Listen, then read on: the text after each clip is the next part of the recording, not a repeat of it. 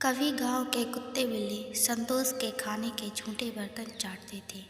कभी संतोष अपनी 1 बरस की बेटी को गाय भैंसों के आसपास अकेला खेलने के लिए छोड़ देती थी। तो तब संतोष का पति सास उसे बहुत डांटते थे। तो उससे समय संतोष के पड़ोस भी महिलाएं संतोष की मिसाल देकर अपने परिवार वालों से कहती थी, अगर हम भी संतोष जैसी लापरवाही और गैर जिम्मेदार होते तो घर बर्बाद हो जाता।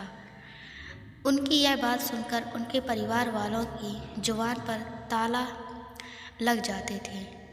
एक दिन संतोष की इस लापरवाही की वजह से एक मरखनी गाय संतोष की 1 बरस की बेटी को अपने पैरों के नीचे कुचल देती है। गांव का डॉक्टर जब संतोष की बेटी का इलाज करने में असफल हो जाता है तो वह संतोष के पति को अपनी बेटी को शहर के बड़े अस्पताल में ले जाने के लिए सलाह देता है।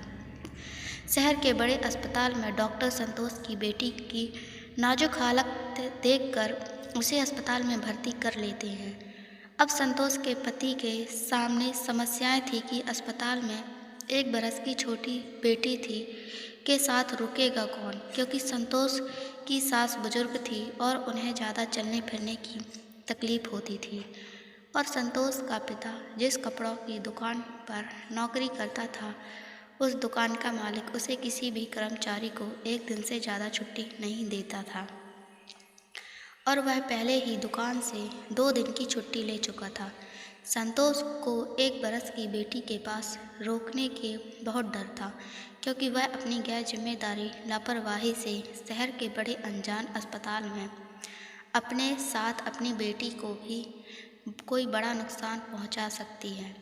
और संतोष के पति का यह डर जब सच साबित होता है, जब संतोष पड़ोस के मरीज से हीटर लेकर अपनी बेटी को दूध पकाने के बाद हीटर बंद नहीं करती है और गर्म पतीला को उठाने वाले कपड़े को हीटर के ऊपर ही रखकर भूल जाती है। तीसरी मंजिल पर भर्ती बेटी के कमरे की खिड़की खोलकर जैसे ही लापरवाही गैर जिम्मेदारी आलसी संतोष संतरा खाकर संतरे के छिलके कूड़ेदान में फेंकने की जगह खिड़की के बाहर फेंकती है तो बाहर तेज आंधी चलने की वजह से तेज हवा कमरे के अंदर घुस जाती है। तो हीटर पर रखा कपड़ा आग पकड़कर हवा से उड़कर कमरे के पर्दे को जला देता है। कमरे का पर्दा जलने से आग पहले अस्पताल के कमरे में फैलती है, फिर तेज आग फैलने के बाद आधे से ज़्यादा अस्पताल जलकर राख हो जाती है। लेकिन ऊपर वाले का शुक्र होता है कि माल के नुकसान के अलावा किसी की जान नहीं जाती। और जब संतोष की बेटी अस्पताल के तंदुरुस्त होकर अपने घर आ जाती है तो मोहल्ले का वर्मा खराब होने की वजह से संतोष नदी पर कपड़े धोने जाती है और कपड़े धोने के बाद उफान खाती नदी में लापरवाही गैर जिम्मेदारी से नहाते वक्त डूबकर मर जाती है।